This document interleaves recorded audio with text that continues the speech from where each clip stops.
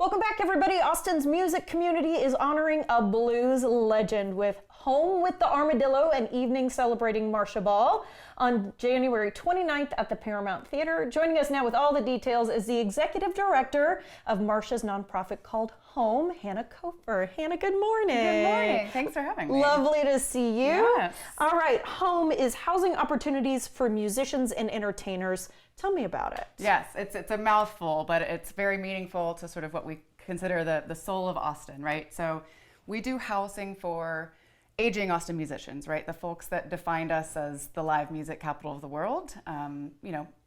It's gotten a little bit more expensive from the 70s when a lot of them were, defining us as a musical town. And so we want to make sure that they can afford to live here with dignity in their golden years. That is so important, especially as we've got an aging population, and that there was like this burst of a couple of decades in Austin's history where really things were popping, and they were young at that time. They weren't thinking so much about what is retirement going to look like for me? What does aging in place look like with dignity, that sort of thing. Right. So this is what you address. Yeah, I mean, you're right. Like that's the nail on the head, right? Is that there's not really an infrastructure of safety net for a lot of these folks. So we just try to keep them, again, aging with dignity, hopefully in their own home. So rent, utilities, kind of whatever it takes. But then while they're in our programs, we try to make sure that are they getting the Social Security that they're eligible for, like all these other, programs, so that they've got a little bit more stability and independence, at the end of that grant period. Which is wonderful, because also as musicians, so often they've been gig workers, which was not a term that we even used. The OG gig workers, yeah, they were the OGs of it. So let's talk about Marcia Ball, because she's the one who started this program 13 years ago. She is a pianist, she is a blues legend, and you say she helped start what so much of the Austin music scene is about. Yeah. I mean, she's an icon. So Marcia, and it was actually, I feel like this is sort of a very unique thing about H.O.M.E. It was a group of women musicians that actually gathered around Marcia's kitchen table and said, how do we help Miss LaBelle? So Miss LaBelle was another legend. She was trying to move back into town and couldn't make it work. So they got together, had a benefit concert, and there was so much outpouring from the Austin music loving community that they realized there's a there, right? Like there's not only a need, which we know is going to grow, but that the music community in Austin was willing to step up and grow this. So they started the nonprofit H.O.M.E about 13 years ago. That's amazing. And I want to hear a little bit more about Marcia's legacy, because she wasn't born here in Texas, but she's lived in Austin for about 45 years now. Yeah, I mean, so this kind of goes to how we're actually organizing this and celebrating this event on Thursday. So it's kind of chapters of a life in music. And we start off with,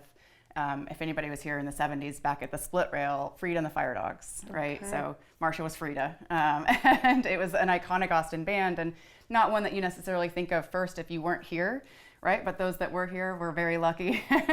And then that kind of started quite a few chapters of history with her here in town. So we're gonna bring the Fire Dogs back together. We've got the H.O.M.E band, which is a lot of these musicians that were around the kitchen table back in the day. Wow. Marcia Ball's band, I mean, she's got 5 Grammy nominations. She's toured globally. She's kind of helped create that Gulf Coast sound, right? Like she's sort of beloved in the Louisiana area as well, and helped bring that to Austin. So well, and we don't get to see her perform all that much anymore. Is that correct? Those performances might be winding down just a touch? Yeah, she just recently announced a couple months ago that she's retired from playing due to a medical diagnosis. But luckily, she's still loving retirement and going out and seeing music. And so she gets to be there with us on Thursday. So she might not be up there playing every song, even though I'm sure she's going to want to.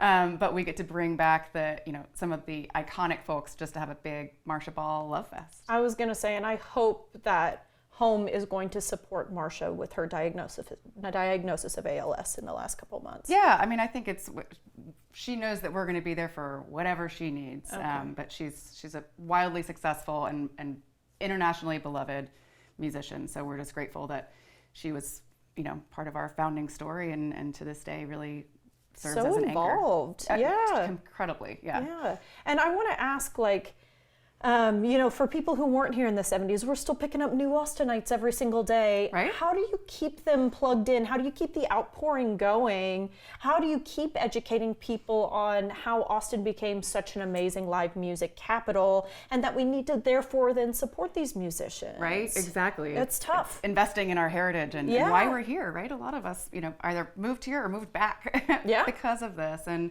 I think events like this are part of it, right? Because on one hand, it's a great fundraiser for H.O.M.E, but really on the other hand, it's honoring, so we'll do this every year, it's honoring someone that was not only instrumental in the Austin and Texas sound, but that, went beyond that, right? And so I think having these moments where we really dig into their legacy can kind of help keep that in the consciousness of our city. Right, absolutely. So, continued education. Yeah. It's fun education. Right? It's still something to do culturally. I want to make sure in our last minute here that we talk about some of the programs that you guys do where basically the money from this benefit concert will go. Yeah, of course. So we, as I mentioned, we still do rent and utilities and again, kind of whatever it takes to keep folks in their homes in those golden years. But then we also have sort of more of a benefits enrollment program and stuff. We work really hand in hand with folks like H.O.M.E to make sure that Health Alliance for Austin Musicians. Correct. Yeah. So big happy ecosystem there. But I also do want to mention that heard it here first. We are announcing who our next honoree is for next year. I know. Yes, I got the go ahead to say it. Yes, it's Gary P. Nunn. Wow. Okay. Yes. So, and Marcia's thrilled by this too. And Gary's going to be there with us on Thursday. Oh, exciting! He's been a champion for Texas music. And we're just thrilled that the Cosmic Cowboy is going to be there with us to close out the evening and that we get to celebrate him next year. And put the crown on him for 2027. Yeah, okay, exactly. Sounds like a ton of fun to me. Thank you so much for your time, Hannah. We appreciate it. Thanks for having us. All right, guys, you can get more information about this wonderful event and keep the cultural education continuing by going to homeaustin.org.